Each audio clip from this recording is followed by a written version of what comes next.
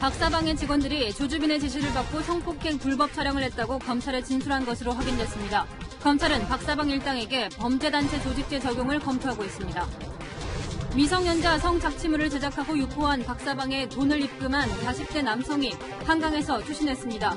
자신이 박사방 유료 회원이라며 일이 이렇게 커질지 몰랐다는 유서를 남겼습니다. 미국의 코로나19 확진자가 8만 5천 명을 넘어 중국을 앞질렀습니다. 지난주 미국의 실업수당 청구는 330만 명으로 사상 최대를 기록했습니다. 20대 신천지 교육생 확진자가 생활치료시설을 무단 이탈해 인근 주민을 만나 커피를 마신 것으로 확인됐습니다. 코로나19 직격탄을 맞은 소상공인들에게 긴급 대출이 이뤄지고 있지만 대출 수요가 급증하면서 창구마다 복세통을 이루고 있습니다. 또 오늘은 내가 새벽 3시대가 왔습니다. 내가 121번도 왔습니다. 정부는 대출 창구를 전국 시중은행으로 확대하기로 했습니다. 윤석열 검찰총장의 장모가 재판에 넘겨졌습니다. 350억 원대 은행 잔고 증명서를 위조한 혐의인데 공모 의혹을 받아온 윤 총장의 부인은 증거가 없다는 이유로 불기소 처분됐습니다.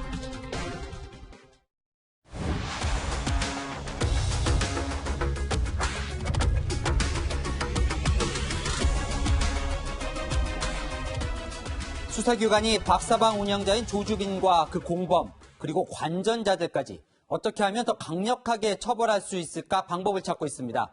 검찰은 조주빈을 조폭과 같은 조직 수괴로 보고 범죄단체 조직죄 적용을 검토 중인데 그러면 최고 사형 선고까지 가능해집니다. 또 조주빈이 성폭행 과정을 촬영하라고 지시했다는 박사방 직원들의 진술도 확보한 것으로 전해졌습니다. 오늘 뉴스에이는 최주연 기자의 단독 보도로 시작합니다.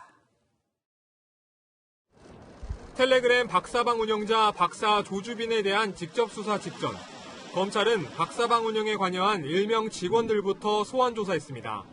박사방 안에서 조주빈의 동조해온 회원들로 조주빈에 의해 직원이라고 불려졌습니다. 이들은 검찰 조사에서 박사가 알려준 장소에서 피해자를 성폭행했고 불법 촬영도 했다며 박사의 지시에 따랐다는 취지로 진술한 것으로 알려졌습니다. 특히 직원 중 일부가 보이스피싱 범죄에 가담한 전력이 있고 조주빈이 이를 박사방 운영에 활용했을 가능성도 확인 중입니다. 검찰은 성폭행과 성착취물 제작 유포, 자금 인출 세탁이라는 박사방 운영 체계가 조주빈과 직원들의 통솔 체계에서 이루어졌을 가능성에 주목하고 있습니다. 형법상 범죄단체 조직죄 적용을 검토하는 이유입니다. 가담자들의 범행이 지휘 통솔 체계를 갖춘 상태에서 조직적으로 이루어진 경우에 범죄단체 조직죄 등 의율도 검토. 폭력 조직을 가중처벌하는 폭력행위 처벌법을 적용할 경우 수괴격인 조주빈에게는 최고 사형까지 선고할 수도 있습니다. 이를 의식한 듯 오늘 조주빈은 검찰 조사에서 직원들에 대한 지시 사실을 강하게 부인한 것으로 전해졌습니다. 검찰은 조주빈과 직원들 사이에 공범관계를 넘어 통솔체계가 있었는지 밝히는 데 수사력을 모으고 있습니다. 채널A 뉴스 최주현입니다. 한강 물속을 수색하던 잠수부가 교대를 하러 소방구조보트로 다가옵니다. 한강 경찰대 보트도 교각 주변으로 오가며 수면 위를 살핍니다. 오늘 오전 2시 50분쯤 강물로 떨어진 40대 남성을 찾고 있는 겁니다. 남성은 영동대교 한가운데에서 투신했는데요. 다리 위에선 남성이 남긴 가방이 발견됐습니다. 가방 속에는 A4 용지 한 장 분량의 메모가 들어있었습니다. 박사방에 돈을 입금했는데 일이 이렇게 커질 줄 몰랐다며 피해자들과 가족들에게 미안하다는 내용이었습니다. 경찰은 박사방 유료 회원인 남성이 최근 박사방 회원들에 대한 수사 소식을 접하고 심리적 부담을 느낀 걸로 추정하고 있습니다. 수색 작업은 오전 8시부터 시작됐지만 간밤에 내린 비로 강물이 탁해져 어려움을 겪었습니다. 수요일부터 비가 조금씩 내렸잖아요. 유류가 좀 빨리 흐르다 보니까 찾는데 좀 어려움도 있고. 경찰은 CCTV 영상을 살펴보고 남성 가족들의 진술을 받아 정확한 투신 경위를 밝힐 계획입니다. 채널A 뉴스 사공성근입니다. 조주빈이 텔레그램에서 어떻게 이 무고한 여자들을 협박했는지 그 채팅방을 저희 채널A가 입수했습니다. 보시는 것처럼 이 만화 캐릭터에 숨어 악랄한 요구와 협박을 계속하는데요. 보시죠. 전혜정 기자의 단독 보도입니다. 채널A가 입수한 박사 조주빈과 그에게 채팅으로 협박을 당한 여성의 실제 텔레그램 대화창 화면입니다. 채팅이 이뤄진 지난해 12월, 조주빈은 박사라는 이름과 함께 한쪽 눈에 돋보기를 대고 있는 만화 캐릭터를 올려놨습니다. 채팅 내용을 보면 협박 내용은 노골적이고 끈질깁니다. 가족의 번호를 지우고 싶다면 신체 노출 사진을 보내라. 위해를 가하겠다는 내용이 이어집니다.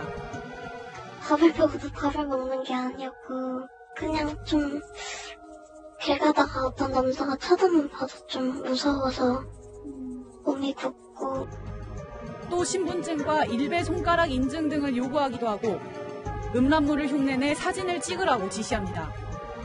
여성이 헛구역질이 난다며 거부하자 이번엔 암호화폐 1000개, 당시 시세로 600만 원이 넘는 돈을 내놓으라 협박합니다.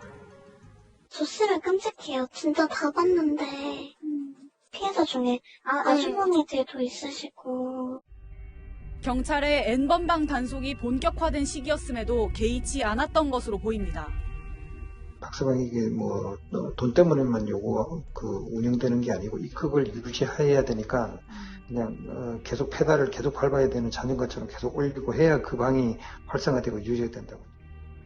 이 피해 여성이 사진 촬영을 완강하게 거부하자 곧이어 또 다른 사람들로부터 살해 협박 문자 폭탄이 쏟아져 들어왔습니다. 이미 조주빈이 추종자들에게 이 여성의 신상을 유포했기 때문입니다. 다른 수법이 보이더라고요. 보통은 박사가 비밀 대화를 하거나 그런데 피해자하고 어떤 접점이 없는데도 이렇게 협박을 하고. 피해 여성은 정신적인 충격으로 최근 다니던 회사까지 그만뒀습니다.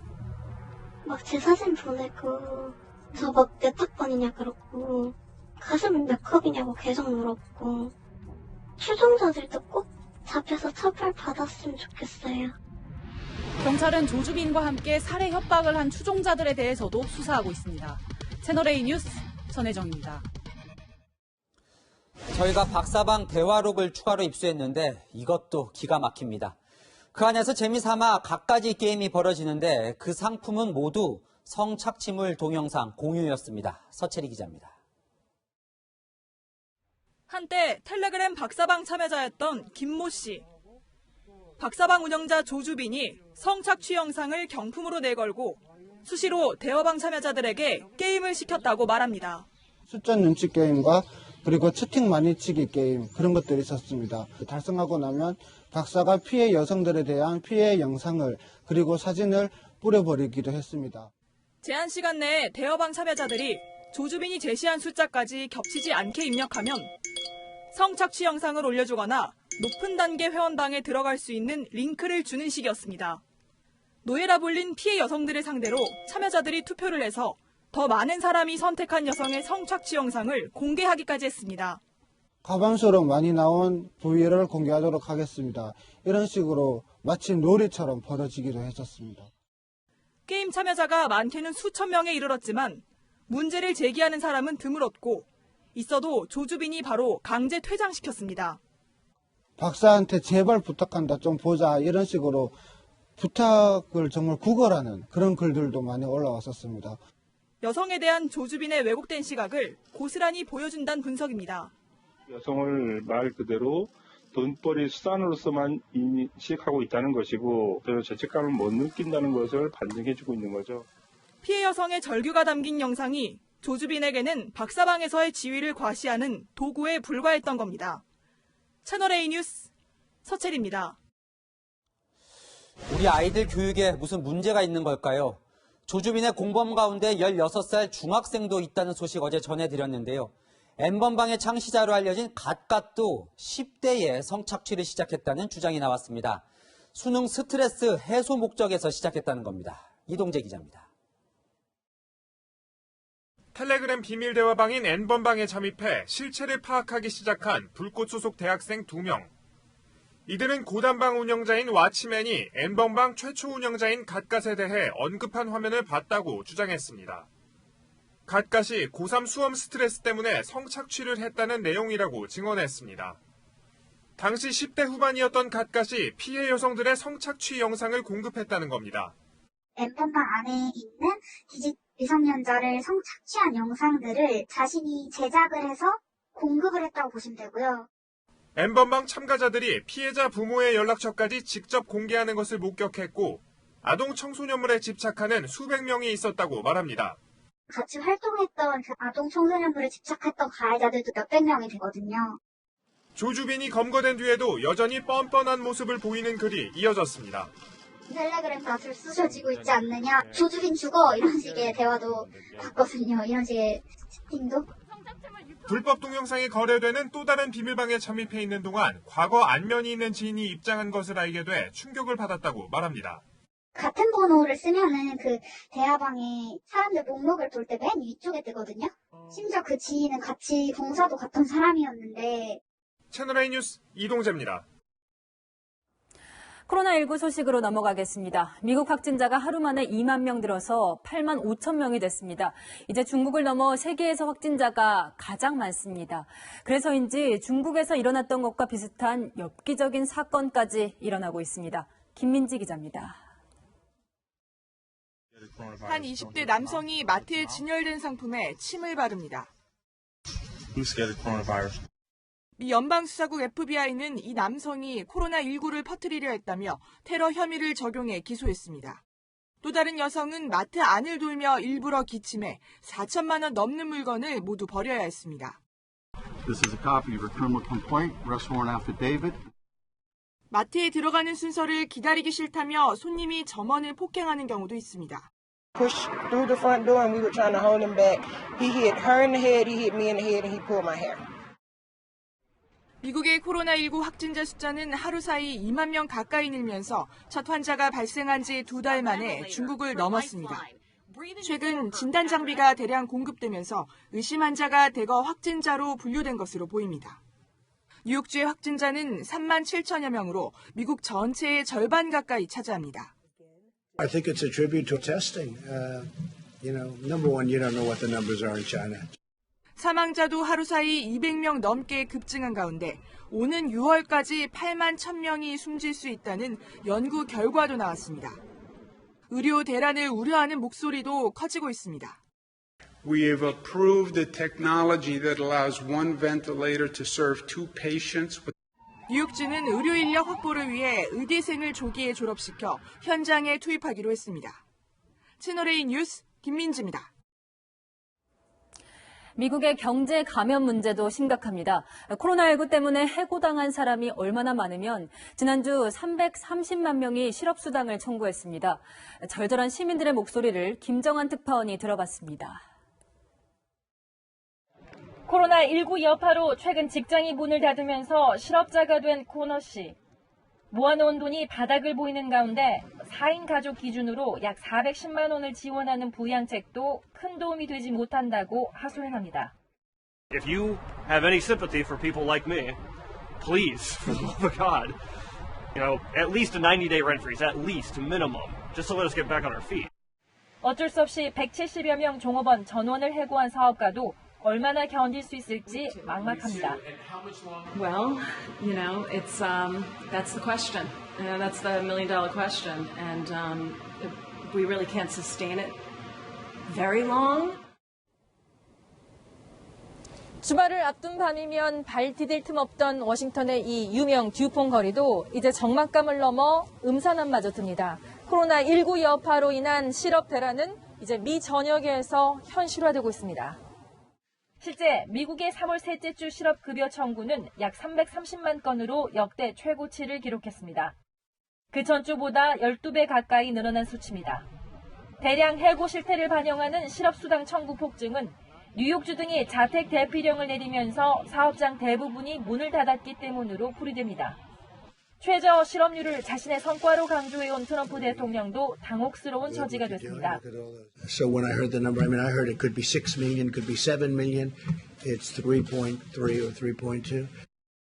파월 연방준비제도 의장은 미국 경제가 경기 침체에 들어간 것 같다고 진단했습니다. 미 경제의 심장부 뉴욕시의 경우 사태가 계속되면 최소 50만 명이 실직할 것이란 전망도 나옵니다. 워싱턴에서 채널A 뉴스 김정환입니다. 미국과 중국 다음으로 확진자가 많은 나라들은 대부분 유럽에 몰려 있습니다. 역시 8만 명이 넘은 이탈리아는 사망자가 많아서 화장을 기다리는 관이 이렇게 가득 차 있습니다. 프랑스는 의료시설이 부족해서 환자들을 다른 지역에 피난 보내기도 합니다. 권솔 기자가 보여드립니다. 고속열차 승강장으로 구급차가 들어옵니다. 의료진들은 환자를 열차 안으로 옮깁니다.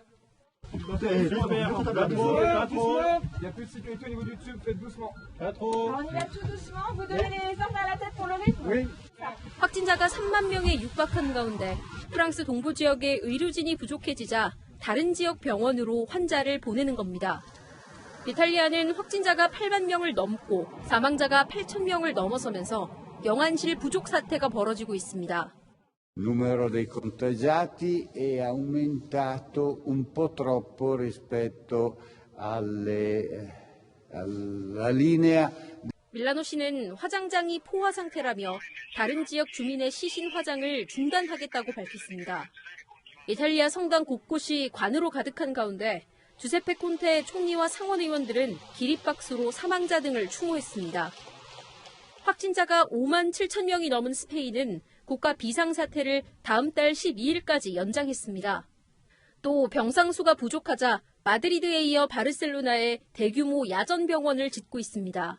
마드리드의 한 요양시설에선 11명의 노인이 사망해 당국이 조사에 나섰습니다. No, como no vienen, no pueden venir, pues no sé nada de los familiares. 이런 가운데 영국 검찰은 의료진 등을 향해 고의로 기침할 경우 폭행죄를 적용해 최대 징역 2년형에 처할 수 있다고 밝혔습니다. 채널A 뉴스 권솔입니다. 코로나19 세계 대유행의 시작점이었던 중국이 이제 오히려 역유입을 막기 위해 노력하는 위치가 됐습니다. 내일부터 사실상 외국인 입국을 금지합니다. 베이징 권우혁 특파원입니다. 사람들로 북적이던 공항 국제선 입국장 앞이 텅 비었습니다. 코로나19 역유입 우려에 국제선 승객들이 별도 통로로 공항을 빠져나간 뒤 2주간 강제 격리에 처해지는 겁니다. 首都机场的口岸面临前所未有的输入性风险. 이런 조치에도 역유입 확진자가 600명에 육박하자 국제선 운항 횟수를 아예 제한했습니다. 항공사들은 29일부터 국가마다 일주일에 한 번 운항이 가능합니다. 이번 조치로 중국 입국자는 하루 평균 2만 5천 명에서 5천 명 이하로 줄어들 전망입니다. 아울러 내일부터는 외국인의 입국이 사실상 전면 금지됩니다. 是为了应对当前的疫情，也是参考了许多国家的做法，是不得已采取的临时性的措施。 이에 따라 유학생이나 교민들의 입국도 사실상 불가능해졌습니다. 특히 업무상 중국을 오가야 하는 기업인들은 비상이 걸렸습니다. 사장이 직접 가서 뭔가 일을 못하니까 발주라든가 그런 중요한 문제를 결정 못하거나 좀 늦어져가지고 손해보는 경우도 있더라고요. 사람 손에 만들다 보니까 사장이 만약에 몇 개월 동안 못 들어온다 그러면 결국은 도산하는 수밖에는 방법이 없다. 중국은 다음 달 최대 정치 행사인 양회를 통해 코로나19에 대한 승리를 선언할 것이라는 전망이 나옵니다. 베이징에서 채널A 뉴스 권호혁입니다. 일본은 수도 도쿄에서 오늘도 40명의 코로나19 확진자가 나왔습니다. 지난주까지 억제를 잘하고 있다고 자화자찬했던 아베 총리가 국난을 선언했는데 부인은 벚꽃놀이를 즐겼습니다. 도쿄 김범석 특파원입니다. 人口1万人あたりの感染者数を比べると韓国、中国のほか少ないレベルに抑えることが 코로나19 대처에 자신감을 나타냈던 일본 아베 총리가 10여일 만에 국난이라는 표현을 썼습니다. 新型コロナウイルス感染症の蔓延の恐れが高い旨の報告が行われました。 수도 도쿄에서 일본 전역으로 코로나19가 확산되는 상황이 된 겁니다. 현지 언론은 도쿄올림픽 연기 결정으로 아베 총리가 망설임 없이 긴급사태를 선언할 수 있는 상황이 됐다고 분석했습니다. 시민들도 당혹스럽다는 반응입니다. 昨日本当に夜スーパー行って何もなくてびっくりしたんで自分も動いた感じです。とりあえず帰ってよかったです。 도쿄 확진자 수도 오늘 40명이 추가되면서 299명으로 늘어났습니다. 追えない方々が増えているというのはまさしく事実であり、それが私たちが最も憂慮するところでございます。 하지만 병상 규모는 부족한 것으로 알려졌습니다. 감염자가 폭증할 경우 도쿄에서 병원을 찾는 환자가 하루 4만 5천 명으로 늘어나지만 1인 실병상은 4천 개밖에 안 된다는 겁니다. ちょっと怖い言い方をするかもしれませんが、私たちがゴールにしているのは、この感染症で亡くなる方をまず出したくない。一人でも減らすと。 이런 가운데 아베 총리의 부인 아키에 여사는 최근 외출 자제 분위기 속에서 연예인들과 벚꽃놀이를 즐겼다는 사실이 알려져 비난을 받고 있습니다. 도쿄에서 채널A 뉴스 김범석입니다. 전 세계에서 다른 사람과 접촉하지 않기 위한 온갖 아이디어가 나오고 있습니다. 영국에서는 커다란 투명 공간에 들어간 여성이 마트를 방문해 소동이 벌어지기도 했습니다. 이현용 기자입니다. 커다란 투명 공간에 들어간 여성이 거리를 걷습니다. 이 여성이 들어간 곳은 다름 아닌 슈퍼마켓. 코로나19 감염을 우려해 사회적 거리를 두면서 쇼핑하려 한 겁니다. 하지만 좁은 통로를 차지한 황당한 모습에 마트 측은 나가달라고 요구했고 경찰까지 출동했습니다.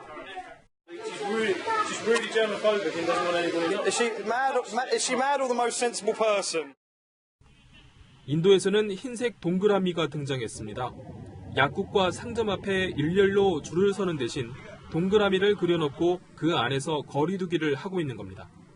경찰은 통행금지를 위반한 시민들에게도 동그라미 안에서 앉았다 일어서기를 반복하는 얼차려를 시킵니다.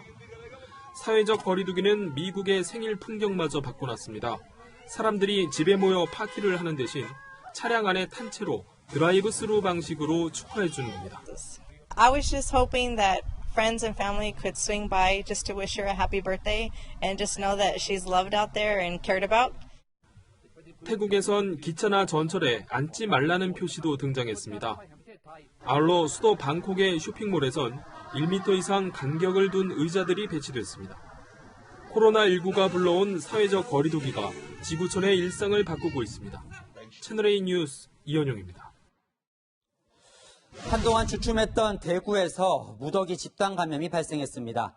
한 정신병원에서 환자와 간병인 등 62명이 감염됐는데 이 병원은 확진자 90명이 나온 한 요양병원과 같은 건물을 쓰고 있습니다.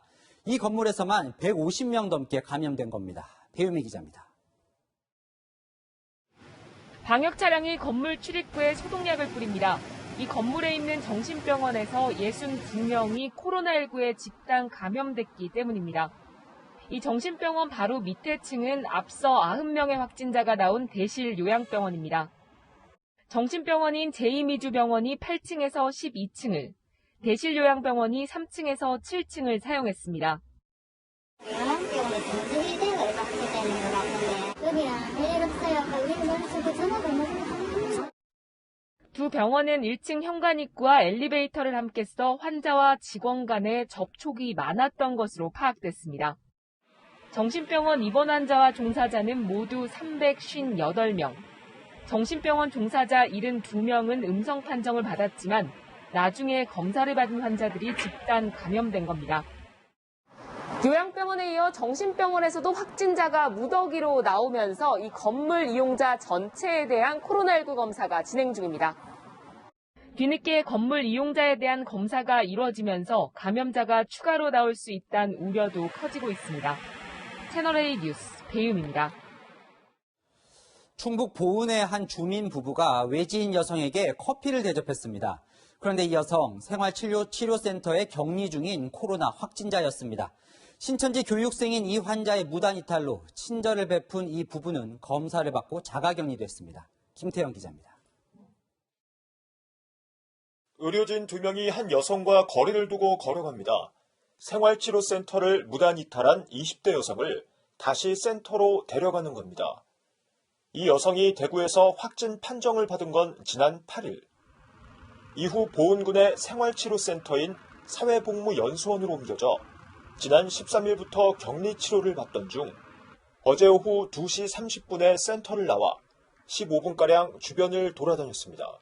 엑스레이 찍는다든지 이수들한테 도시락 배본다든지 이럴 때는 문을 열잖아. 그 타이밍에 이 사람이 나왔거든요.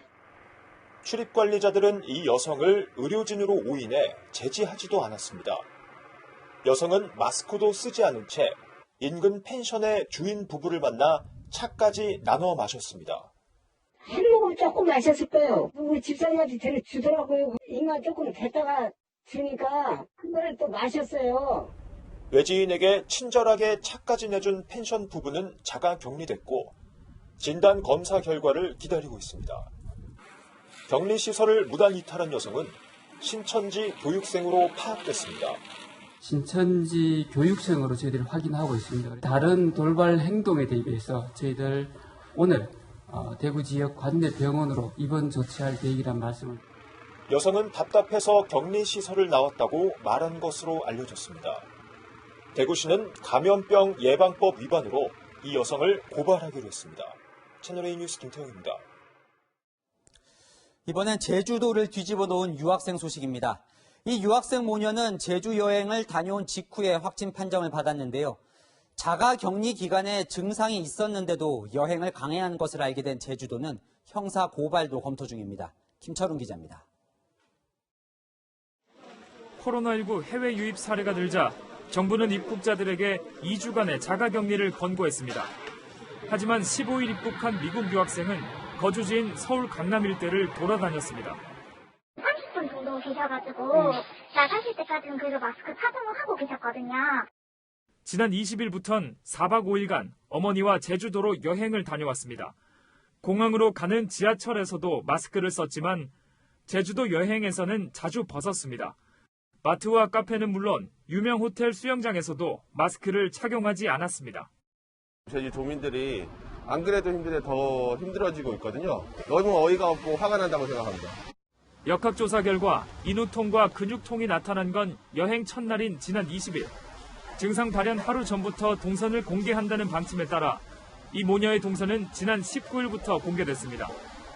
서울에 도착한 뒤 모두 확진 판정을 받았는데 제주도에서 접촉자만 50명에 가깝습니다.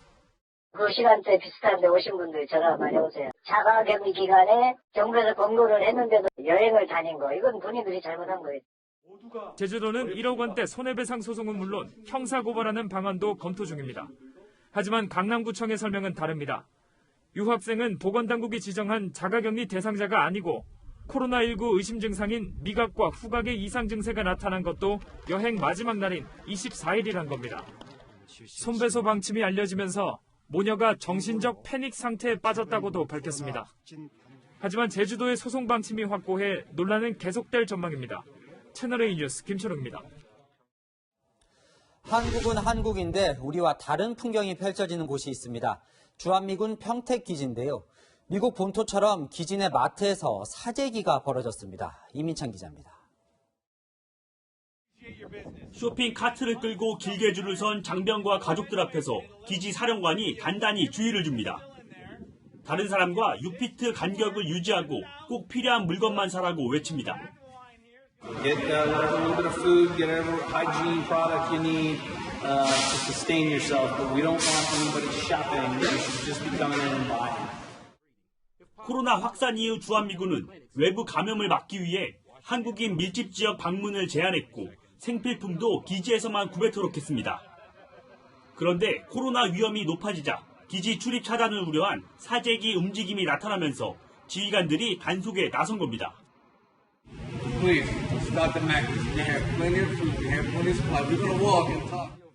현재 주한미군 전체 확진자는 12명인데 평택기지에서만 오늘 하루 2명의 확진자가 나왔습니다. We have made significant progress in our containment efforts to keep the virus out of our installations and formations. We must remain disciplined and vigilant while fighting complacency. 바이러스를 죽이자는 티셔츠를 입은 에이브람스 사령관은 위기를 극복할 수 있다며 규정 준수와 절제된 행동을 거듭 당부했습니다. 채널A 뉴스 이민철입니다. 해외에서 유입된 국내 확진자가 300명을 넘었습니다. 미국과 유럽에서 매 4,000명이 입국하고 있는데 무증상자는 집에서 격리하도록 하면서 전국 지자체가 비상이 걸렸습니다. 정현우 기자입니다.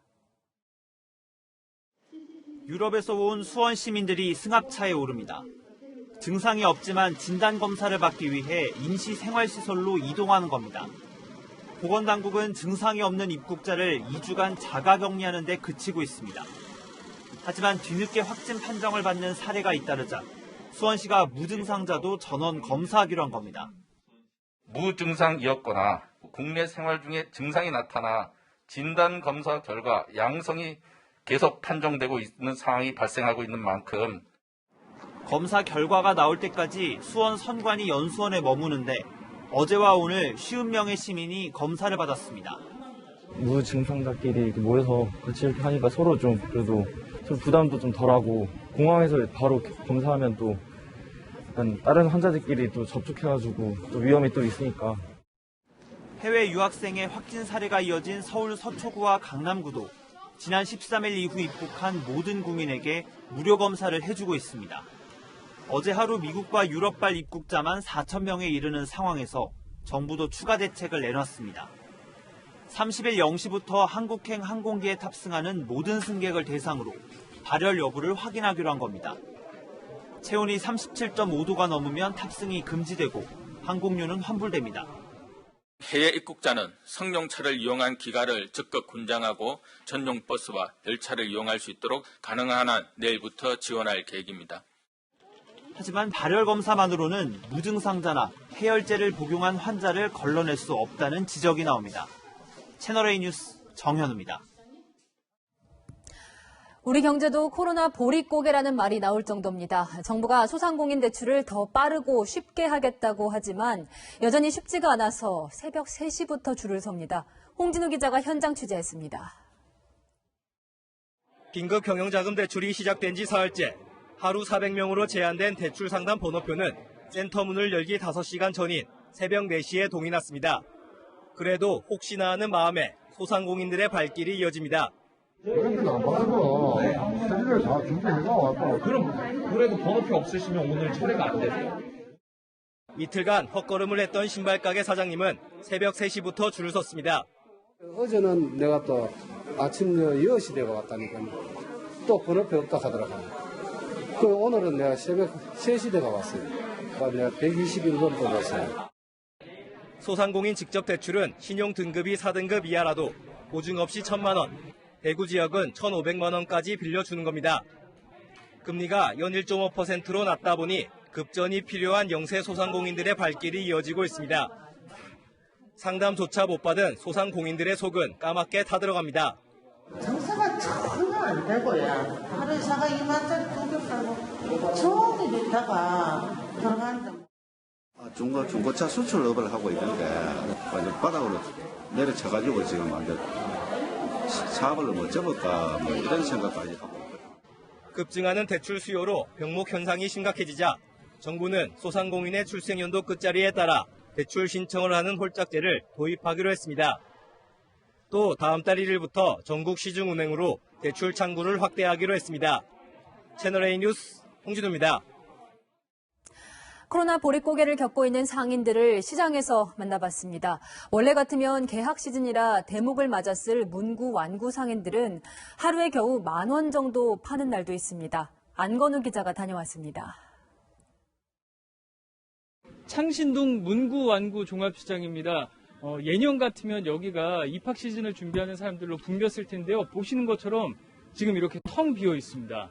코로나19로 개학이 연기됐기 때문인데요. 과연 상인들의 목소리는 어떤지 제가 한번 들어보겠습니다. 오늘 하루 받은 손님은 고작 9명. 한 200번 나와야 정상입니다. 손님이 지난해 10분의 1도 안 됩니다. 자주 오는데 이렇게 사람 없었던 적은 거의 없었던 것 같아요. 가게를 열면 더 손해일 정도입니다. 아무리 못해도 하루에 30만 원 정도는 팔아야지 이 가게를 유지를 해요. 한 3만 원 정도 팔고 들어가요. 비 오면 17,000원. 지금부터 어린이날까지 매출이 한 해의 절반 이상인데 팔렸어야 할 물건은 그대로 쌓여 있습니다. 그 물건이 뭐 거의 적체가 돼 있고 또 뭐 하나도 판매되거나 유통된 게 없어요. IMF 금융위기 때도 밀리지 않았던 카드 대금까지 밀렸습니다. 매일 연체로 문자가 뜹니다. 빨리 상환하라고. 사보면서 하루도 연체해본 일이 없었어요. 체감 경기를 나타내는 소비자 심리지수는 이번 달 2008년 글로벌 금융위기 수준으로 추락한 상황. 낙폭도 역대 최대치를 기록했습니다. 벚꽃 개학은 사실 그건 일반적인 뭐 좋은 얘기지만 그 전에 지금 문 닫지 않으면 안 될 그런 입장인 거라 지금. 할 수 있는 건 지금 상황이 더 길어지지 않게 기도하는 것뿐입니다. 정말 죽고 싶을 정도예요. 나이가 먹었으니까 어쩔 수 없이 하고 있는데 이건 채널A 뉴스 안건우입니다. 퇴근길 시내버스가 차량 9대를 들이받는 사고가 났습니다. 버스가 보행로까지 올라가서 아찔했습니다. 경찰은 기사가 졸음운전을 했다고 보고 있습니다. 우현기 기자입니다. 초록색 시내버스가 택시 뒤를 들이받은 상태로 앞에 서 있는 차량들을 그대로 밀고 갑니다. 버스와 부딪힌 울타리는 뽑혀 날아가고 오토바이도 쓰러집니다. 시민들은 깜짝 놀라 뒷걸음질을 칩니다. 반대편에서 찍힌 영상을 보니 시내버스는 서 있던 차량들을 마구 밀어낸 뒤에도 속도를 줄이지 않고 왕복 6차선 도로를 가로질러 가로수와 그대로 충돌합니다. 시내버스는 이렇게 보행로 턱을 넘어 올라선 뒤 이곳 건물 외벽을 들이받고 멈춰섰는데요. 건물 외벽에 있던 블록들은 이렇게 부서졌습니다. 앞에서부터 막 차 사고 나고 보이 소리 나니까 여기 있던 사람들도 다 피해 도망쳤죠. 어제가 몽땅 유리였어요. 차 위에 부품들이 쫑쫑 날리고. 시내버스가 들이받은 차량은 모두 9대. 인도로 튕겨나가 가로수와 충돌한 승용차는 앞부분이 크게 망가졌습니다. 피해 차량에 탔던 부상자 4명의 생명에는 지장이 없었지만 인도의 시민들이 많은 퇴근 시간대 사고라 하마터면 인명피해가 클 뻔했습니다. 사고를 낸 50대 시내버스 기사는 경찰 조사에서 깜빡 졸았다고 진술했습니다. 경찰은 버스 기사를 교통사고 처리 특례법 위반 혐의로 불구속 입건하고 사고 당시 블랙박스와 CCTV 영상을 분석해 정확한 사고 원인을 파악 중입니다. 채널A 뉴스 우현기입니다. 오늘 서해수호의 날 기념식에 참석한 문재인 대통령 앞을 천안함 폭침 희생자 유족이 막아섰습니다. 막내 아들 고 민평기 중사를 잃은 윤청자 여사인데 과거 기부성금 1억 원을 해군에 전액 기부해 새 기관총을 기증한 분이죠.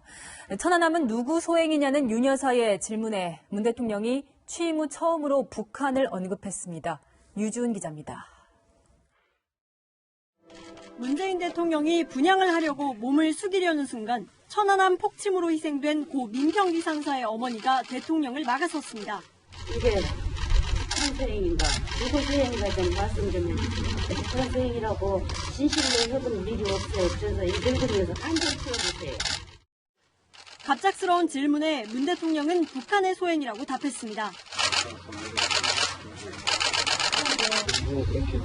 동시 입장에서 지금 문 대통령은 2015년 당대표 시절 북한 잠수정이 천안함을 타격했다고 언급한 적이 있습니다. 하지만 대통령이 된 뒤 공개석상에서는 특별한 언급을 하지 않았습니다. 문 대통령은 기념사에서 강한 안보로 반드시 항구적 평화를 이뤄낼 것이라고 강조했습니다. 서해 무력 충돌을 일으킨 북한에 대한 언급은 없었습니다. 야당은 문 대통령의 참석을 총선용 행보라고 비판했습니다. 문재인 대통령은 취임 이후 한 번도 행사에 참석하지 않았습니다. 이제 총선을 앞둔 올해야 처음 참석을 한다고 합니다. 문 대통령은 재작년에는 베트남 순방, 작년에는 대구 방문을 이유로 기념식에 불참했습니다. 채널A 뉴스 유주은입니다. 윤석열 검찰총장의 장모가 은행 잔고 증명서를 위조한 혐의로 재판에 넘겨졌습니다. 윤 총장의 부인도 공모했다는 의혹은 증거가 없다고 봤습니다. 조영민 기자입니다. 윤석열 검찰총장의 장모 74살 최모 씨가 재판에 넘겨진 혐의는 사문서 위조와 위조 사문서 행사입니다. 2013년 전 동업자 안모 씨와 함께 경기 성남시 도촌동 땅을 사들이면서 350억 원대 은행 잔고 증명서를 위조한 겁니다. 앞서 안 씨는 위조는 윤 총장의 장모 최 씨가 한 것이라고 주장했습니다. 최 씨가 잔고 증명서를 직접 만들어서 온 건가요? 네. 저 배는 안 했으니까 나는 그런 실제가 있는 것도 몰랐어요. 반면 최 씨 측은 안 씨가 잔고 증명서 위조를 요구했다며 도리어 안 씨에게서 50억 원대 사기를 당했다고 반박해왔습니다. 하지만 결국 두 사람 모두 공범으로 재판에 넘겨진 겁니다. 검찰은 최 씨와 안 씨가 사들인 땅을 안 씨 사위 등의 이름으로 차명 등기한 사실에 대해서도 부동산 실명제법 위반 혐의를 적용해 재판에 넘겼습니다. 검찰은 그러나 최 씨의 딸이자 윤 총장의 부인이 공모했다는 진정에 대해서는 불기소 처분했습니다. 증거가 없다는 이유입니다. 제가 관련이 되어 있다는 증거가 있습니까? 아니 그럼 피해자가 고소를 하면 될 거 아니겠습니까? 수사를 맡았던 의정부지검은 투명성과 공정성을 위해 대검에 일절 보고하지 않았다고 설명했습니다. 채널A 뉴스 조영민입니다.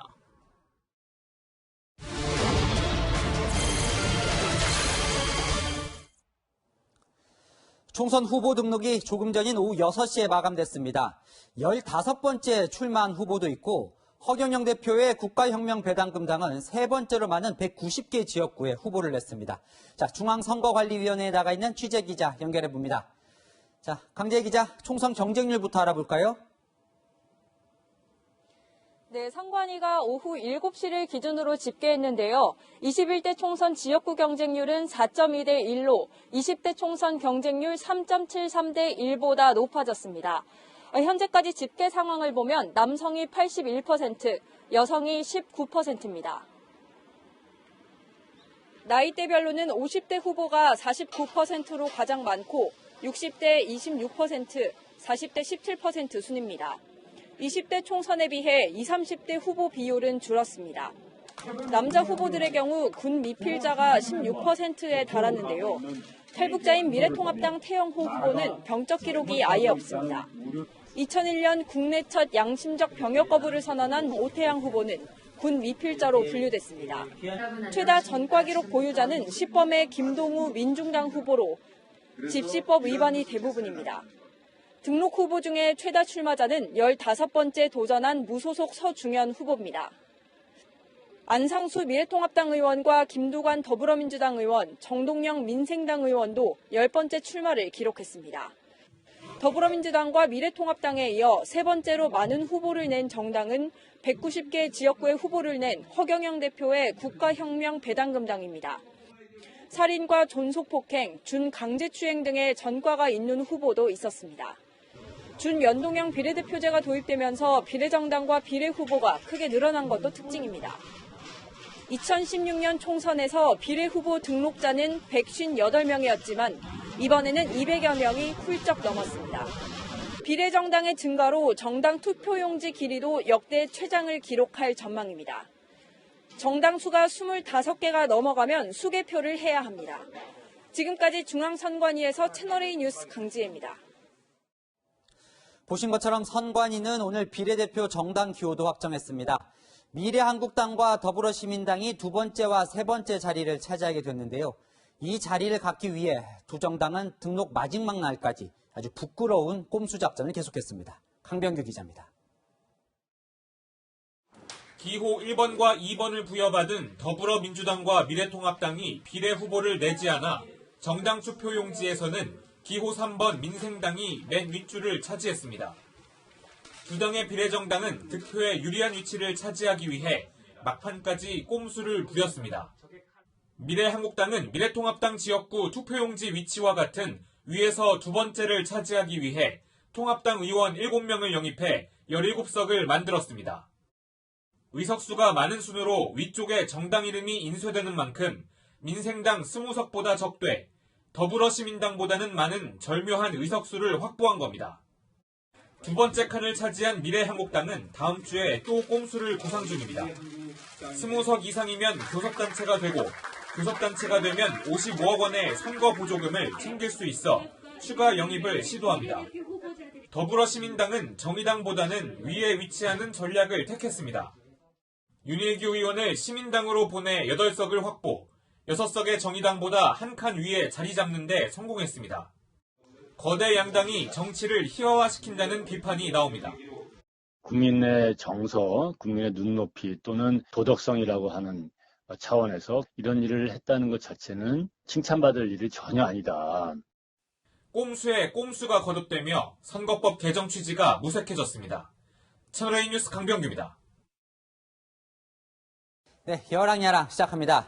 자, 이재명 기자, 이 심재철, 이재정 의원 지역구 여론조사가 나왔는데 이 여론조사를 선거 여론조사심의위원회가 조사를 한다고 그래요? 뭐가 문제입니까? 네, 같은 기관에서 조사해 같은 날 발표한 두 개의 여론조사 결과가 전혀 달랐습니다. 화면 보시죠. 먼저 MBN 조사에선 민주당 이재정 후보가 통합당 심재철 후보보다 21%포인트 이상 앞섰습니다. 오차 범위를 훌쩍 뛰어넘어 사실상 승기를 잡았다 이렇게 볼 수 있는 결과입니다. 반면 같은 날 발표된 경인일보 조사에선 두 후보가 오차 범위 내에 있습니다. 다시 말해 우위를 가릴 수 없다는 그런 뜻입니다. 의뢰한 언론기관은 다르지만 조사한 기관, 여론기관은 같다는 거죠. 맞습니다. 도대체 어떻게 이런 결과가 나왔는지 해당 기관에 직접 물어봤습니다. 저희는 그거를 상당히 하려고 같은 서버를 안 쓰고 서버 두 개를 나눠서 했거든요. 제1 서버에서는 MBN, 제2 서버에서는 경인조사. 하나는 경적이 있었고 하나는 경적이 없었고 유무선 비율이 다 달라졌어요. 다시 말해 MBN과 경인일보 조사를 완전히 분리했기 때문에 마지막까지 양쪽 결과를 몰랐다는 겁니다. 어쨌든 지지율 차이가 굉장히 큰데 MBN 조사 때는 정당과 이름만으로 지지율 조사를 했고 경인일보 조사 때는 정당 이름에 직책을 넣었다는 겁니다. 심재철 의원의 경우 전 국회 부의장 이런 직책을 넣은 건데 그게 결과에 영향을 미친 것으로 그렇게 추측하고 있습니다. 네, 이 전 국회 부의장, 이 직책 하나 때문에 그렇게 결과가 달라질까요? 네, 문항을 어떻게 설계하냐에 따라서 결과가 완전히 달라진다는 게 정설입니다. 다만 정확한 이유는 선거 여론조사 심의위원회의 조사 결과가 나와봐야 알 것 같습니다. 네, 알겠습니다. 다음 주제 가볼게요. 자, 더불어시민당과 열린민주당 요즘 이 친문 적자 경쟁을 한창 하고 있는데 오늘은 시민당이 봉화마을을 찾았어요. 이것도 다 이유가 있겠죠. 네, 자신들이야말로 노무현 정신의 계승자다 이걸 강조한 행보인데 이들의 안내자로 나선 사람이 더 눈길을 끌었습니다. 더불어시민당 후보들이 노무현 대통령님 가치나 정신 잘 새겨서 좋은 정치 했으면 하는 마음으로 제가 안내를 자청을 했어요. 열린민주당에 있는 의원님 말은 자기 분들이 더 정신을 이어받는다 이런 얘기도 있는 것 같아요. 또 시민당에 대해서 여기까지. 네. 열린민주당도 이번 주말에 또 봉화마을에 간다고 하더라고요. 그런데 또 이 서자, 효자 논쟁이 벌어지고 있다. 이건 뭡니까? 네, 어제 시민당에서 열린민주당을 두고 서자도 못 된다 이렇게 비판했습니다. 그러자 열린민주당에서는 효자론을 들고 나왔습니다. 효자다, 서자다 하는데 우리는 효자다. 나중에 당이 어려울 때 언제나 우리가 부모를 부양할 그 마음가짐이 있는 그런 우리는 효자다라고. 아니요, 이게 실제로 이 싸움이 겉으로는 치열해 보이지만 사실은 이 파이를 키우기 위한 전략적 싸움이다. 뭐 이런 해석도 있더라고요. 네, 어제 발표된 여론조사 결과를 보면서 말씀드리겠습니다. 비례대표 정당 지지율을 보면 더불어시민당과 미래한국당에 이어 열린민주당이 두 자릿수의 지지율을 보였습니다. 그런데 지난주와 비교해 시민당의 지지율은 9%포인트나 빠졌습니다. 하지만 열린민주당의 지지율이 그것보다 더 많이 나왔습니다. 결국 두 당의 합이 더 커진 겁니다. 이 때문에 두 당이 서로 노이즈 마케팅을 하는 게 아니냐 이런 분석도 나옵니다. 오늘의 한마디는 이게 연기라면 아카데미감 이렇게 정했습니다. 네, 사실 많은 유권자들은 두 당이 왜 따로 나오는지 그 이유를 알 수 없을 것 같기도 합니다. 지금까지 여랑야랑이었습니다. 리듬 체조의 요정 소년재가 은퇴 후 확 달라졌습니다. 유튜버로 활약하며 선수를 지도하고 대회까지 주최하는 1인 3역의 소년재를 염정원 기자가 만났습니다. 유명 팝에 맞춘 도발적인 댄스부터 트레이드마크인 리본 댄스 영상까지 조회수 누님이 15만을 돌파했습니다. 리본 댄스 촬영을 위해 직접 안무를 짠 소년재는 연습도 실전처럼 소화합니다. 은퇴 뒤 유튜버뿐 아니라 리듬 체조 학원을 열어 주니어 지도자로 변신한 소년재. 사비를 들여 꿈나무 육성을 위한 세계 리프 챌린지컵 대회도 창설했습니다. 국제대회 경험이 정말 중요한데 이제 우리나라 선수들이 기회가 적기 때문에 우리나라에서 국제대회를 하자라는 생각에 이렇게 만들게 됐고 유튜버부터 지도자, 대회 주최까지 1인 3역을 소화하는 소년재. 리듬 체조의 대중화를 위해 오늘도 새로운 도전에 나섭니다. 채널A 뉴스 염정원입니다. 한 차례 비가 내린 뒤 봄 향기가 점점 더 짙어지고 있습니다. 오늘 서울은 벚꽃이 공식 개화하면서 하얀 꽃망울을 터뜨렸는데요. 지난 1992년 벚꽃 관측이 시작된 이후 가장 빠르게 피어난 겁니다. 아쉽지만 코로나19 여파로 올해 공식적인 꽃축제는 없습니다. 비가 그치고 바람은 강해졌습니다. 북서쪽에서 차가운 공기가 밀려오고 있기 때문인데요. 주말인 내일 아침은 서울이 3도까지 내려가겠고 다소 강한 봄바람이 불어서 쌀쌀하겠습니다. 내일 강원 영서 지역과 제주도는 한때 비가 조금 지나겠고요. 그 밖의 지역은 주말 동안 맑겠습니다. 미세먼지 걱정도 없어서요. 공기도 내내 깨끗하겠습니다. 중부지방은 오늘까지 내린 비가 적고 또 일요일까지 차고 건조한 공기가 들어와서 건조특보가 다시 내려질 가능성이 높습니다. 산불 등 각종 화재 예방에 주의가 필요합니다. 다음 주에는 기온이 올라서 다시 따뜻해지겠고요. 그만큼 일교차도 크겠습니다. 변덕스러운 봄 날씨에 면역력 잘 지키시기 바랍니다. 날씨였습니다.